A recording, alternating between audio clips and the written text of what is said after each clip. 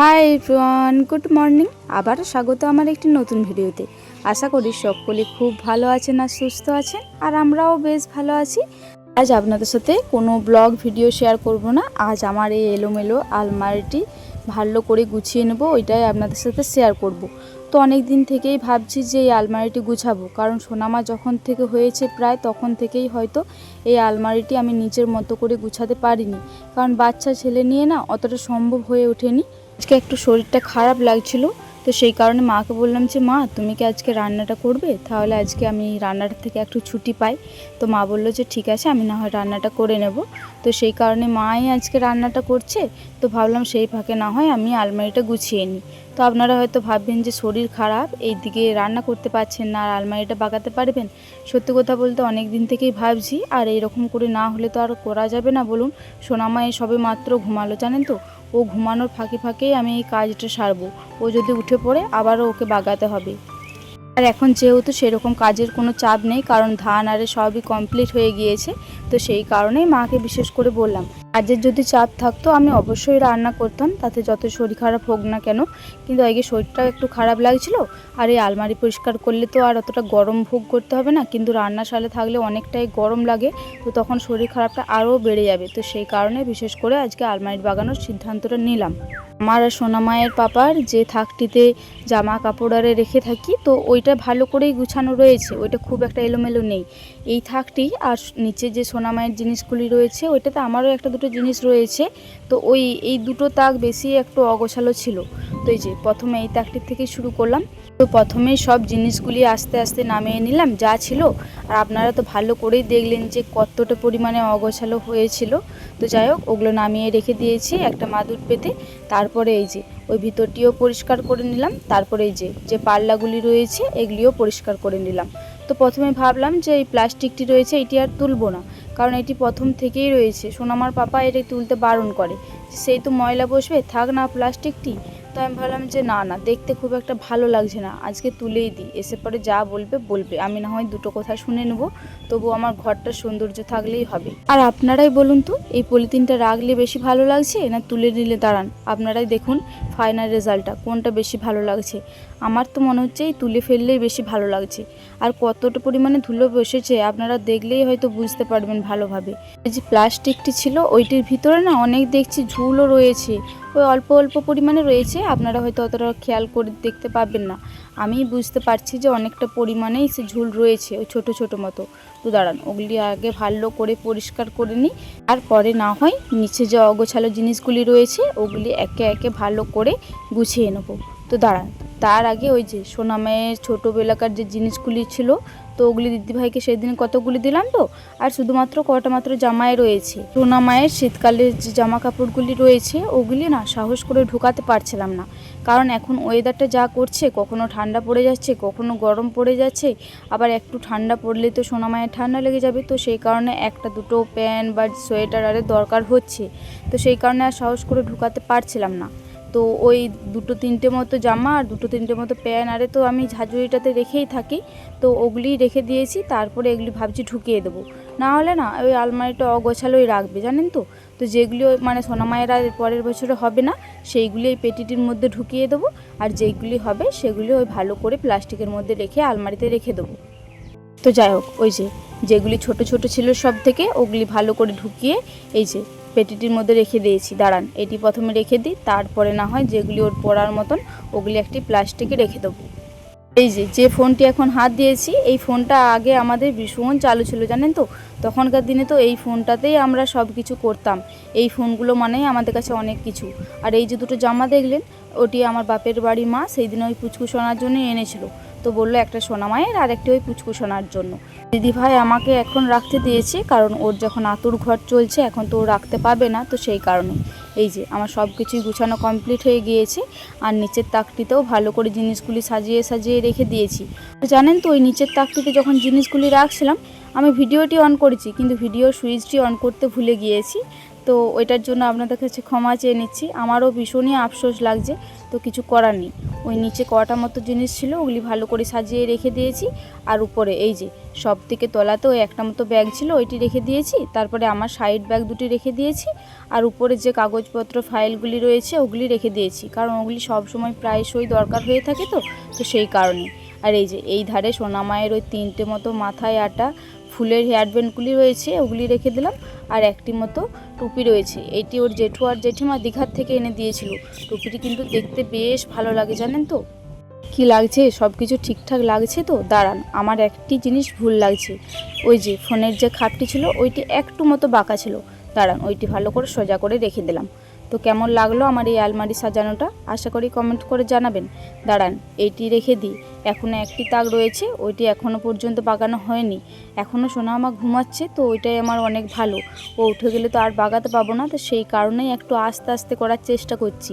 আপনারা হয়তো আমার খোলা দেয়া দেখে বুঝতেই পারবেন যে আমি অনেকটাই আস্তে আস্তে খুলছি আর দিচ্ছি, কারণ আমাদের এই কোপাটগুলি যদি খোলা হয় না অনেকটাই শব্দ ওঠে জানেন তো সেই কারণেই আস্তে আস্তে খোলা দেওয়ার চেষ্টা করছিলাম।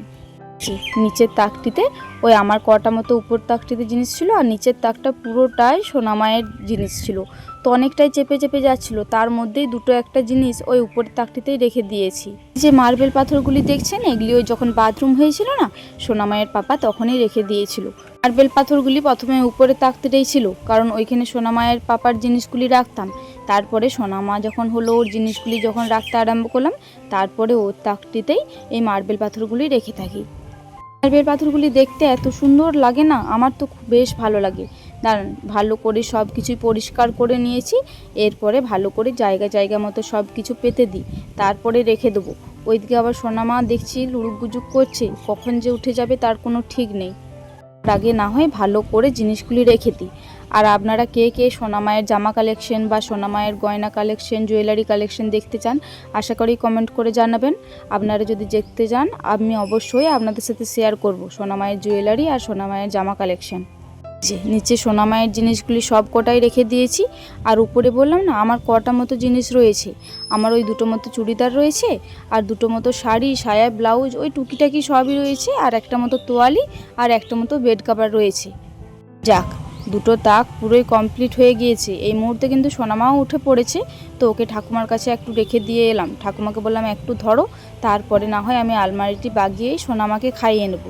তো এই যে আমার পুরো এলোমেলো আলমারিটিকে ভালো করে গুছিয়ে নিলাম। তো যাই হোক, এই মুহূর্তে অনেকটাই টাইম পার করে ফেলেছি, এখন মিনিমাম ওই 11:30 মতো বাজবে। তো ওই যে তখন আলমারিটি বাগিয়ে সোনামাকে খাইয়েছিলাম, তারপরে সোনামাকে নিয়ে একটু খেলা করছিলাম।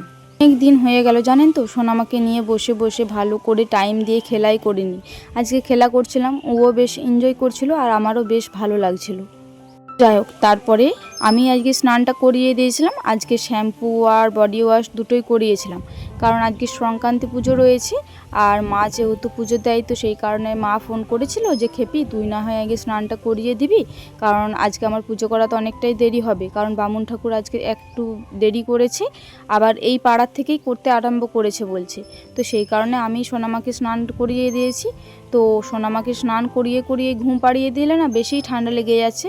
আর সোনামায়ের পাপাও আজকে বাড়িতে রয়েছে, তো ওকে বললাম যে তুমি একটু সোনামাকে ধরো, আমি না হয় তখনকে স্নানটা করে চলে আসি, তারপরে না হয় ঘুম পাড়াবো। এই যে এই মুহূর্তে স্নান করে চলে এসেছি। আজকে খুব বেশি জামা কাপড় থাকেনি, ওই আমার কটা মাত্র ছিল আর সোনামায়ের স্নান করার কটা মাত্র ছিল। অন্যদিন অনেকগুলোই থাকে, কিন্তু আজকে খুব একটা থাকেনি। সোনামায়ের যেগুলি পরে স্নান করেছিল ওগুলি ধুয়ে দিয়েছিলাম, আর ওর গামছাটি আর আমার ওই সায়া ব্লাউজ আর শাড়ি এগুলি মেলা কমপ্লিট হয়ে গিয়েছে। দাঁড়ান, ঠাকুমার সায়াটিও না শুকিয়ে গিয়েছে। তো দাঁড়ান, যেগুলি তুলে রেখেছিলাম ওইগুলি নিয়ে এরপরে বাড়িতে চলে যাই, কারণ সোনামায়ের পাপা বলছিল সোনামাকে ঘুম পাড়িয়ে আমাকে দুটি খেতে দাও, আমার খিদে পেয়েছে। তো এই মুহূর্তে সোনামায়ের পাপাকে খেতে দিয়ে দিয়েছি, আর সোনামাও ঘুমিয়ে পড়েছে। তো ওই জটা মাত্র জিনিস শুকিয়েছিল, আগেও অনেকগুলো জিনিস নিয়ে এসেছিলাম। জামা কাপড়গুলি ভালো করে গুছিয়ে রেখে দিচ্ছি। সোনামা যেহেতু এখন ঘুমাচ্ছে, তো এখনই তো টাইম, তো সেই কারণে এই যে ভালো করে গুছিয়ে রেখে দিলাম। আমার একটা মতো নাইটি আর সোনামায়েরই বিশেষ কিছু ছিল, ওই বেনার আর কটা মাত্র জামা প্যান্ট। তো চলুন এগুলি রেখে দিই। তারপরে না আজকে একটু শুভ ভাবছি, বললাম না আজকে শরীরটা একটু খারাপ লাগছে, কোমরটাও না একটু হালকা হালকা ব্যথা করছে। তো সেই কারণে ভাবলাম সোনামাও যখন ঘুমিয়ে পড়েছে, আমিও না হয় একটু সোনামায়ের পাশে শুয়ে যাই, তারপরে না হয় সোনামায়ের খাবারটা তৈরি করে নেব। তো তো যাই হোক, এই মুহূর্তে অনেকটাই টাইম পার করে ফেলেছি। এখন মিনিমাম ওই বিকেল 4টে মতো বাজবে। তো সোনামা ওইদিকে উঠে পড়েছে, তো ওর জেম্মার সাথে গেল। ওকে ব্রেস্ট ফিডিং করিয়ে জল খাইয়ে পাঠিয়ে দিয়েছি। ওর খাবারটা রেডি করা হয়ে গিয়েছে, ঠান্ডা করতে দিয়েছি। তো ততক্ষণকে ভাবলাম আমি না হয় এইদিকে ঝাড়ুটা দিয়ে দিই, ততক্ষণকে খাবারটা ঠান্ডা হতে থাক, আর এলে পরেই তাহলে খাইয়ে দিতে পাবো। ঘর আর রান্না পিড়ে আগেই ঝাড়ু নিয়ে চলে এসেছি, কারণ ওইদিকে না মা কলাই ভাঙছে।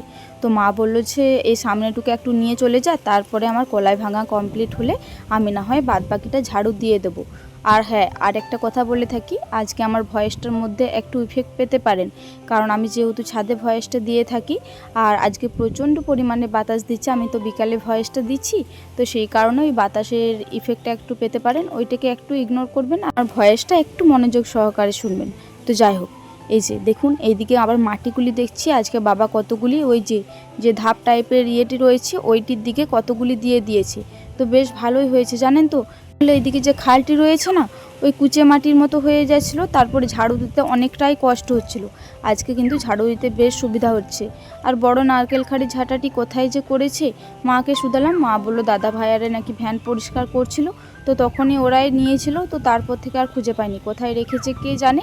তো এই যে ছোটো মতো যে নারকেল খাড়ির ঝাড়ুটি ছিল ওইটি করে ভালো করে পরিষ্কার করে নিচ্ছি। খেজুর খাড়ির যে ঝাঁটাটি রয়েছে ওইটি করে পরিষ্কার করতে অনেকটাই কষ্ট হয়, আর ঝাঁটাটি না ভেঙে যাওয়ারও ভয় থাকে।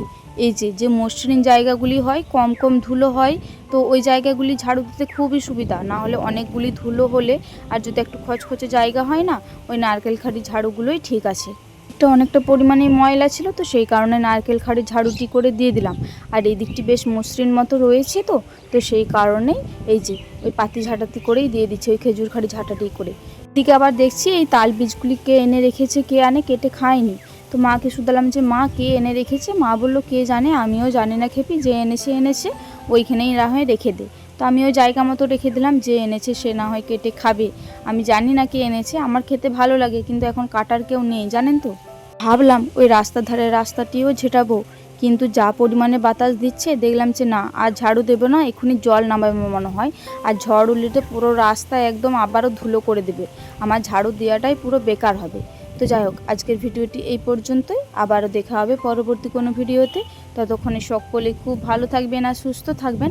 আর আজকের ভিডিওটি ভালো লেগে থাকলে একটি লাইক, কমেন্ট, শেয়ার আর সাবস্ক্রাইব করে আমার এই ছোট্ট চ্যানেলটির পাশে থাকবেন।